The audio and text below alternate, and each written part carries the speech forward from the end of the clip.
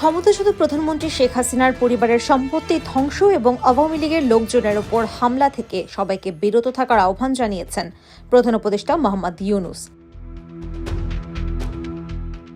এক বিবৃতিতে তিনি অবিলম্বে দেশের আইনশৃঙ্খলা পরিস্থিতি স্বাভাবিক রাখতে দেশবাসীকে নিজ নিজ অবস্থান থেকে দায়িত্বশীল হওয়ার আহ্বান জানান।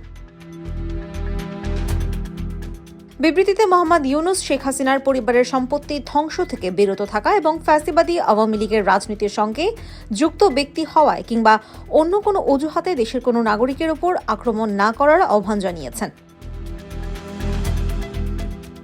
ভারতে অবস্থান করা শেখ হাসিনার অনলাইনে ভাষণ দেওয়াকে কেন্দ্র করে ঢাকার ধানমন্ডি ৩২ নম্বরে শেখ মুজিবুর রহমানের বাড়িতে হামলা, ভাঙচুর ও আগুন দেওয়া হয়। ধানমন্ডিতে শেখ হাসিনার বাসভবন সুধা সদনেও।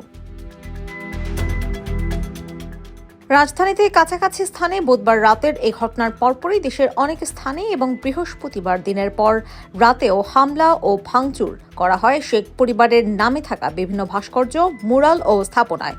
দেশজুড়ে আওয়ামী লীগের কার্যালয় সহ অনেক নেতার বাড়িতে করা হয় হামলা।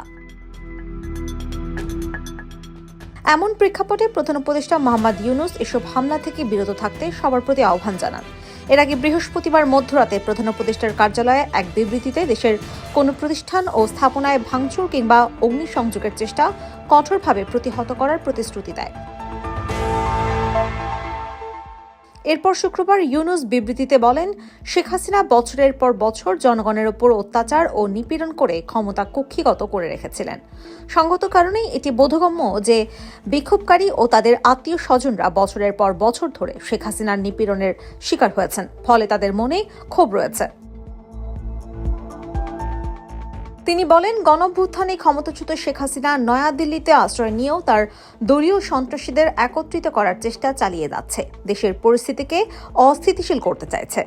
বছরের পর বছর বাংলাদেশে নিপীড়নের শাসন কায়েম করা শেখ হাসিনা এখনও বাংলাদেশের পুনর্নির্মাণ ক্রমাগত বাধাগ্রস্ত করতে চাইছে। তা সত্ত্বেও সরকার দেশের সকল নাগরিককে আইন মেনে চলার আহ্বান জানাচ্ছে। এতে করে নিজেদের আইনের প্রতি শ্রদ্ধাশীল একটি জাতি হিসেবে বিশ্বের কাছে প্রতিষ্ঠিত করতে পারবে। ফ্যাসিবাদী শাসনের অধীনে পুরো বাংলাদেশ থেকে যে নতুন বাংলাদেশ গড়ে তুলতে একসঙ্গে কাজ করছেন, আইন মেনে চলার মধ্য দিয়ে সেটি আলাদা হবে। IBTV USA news desk.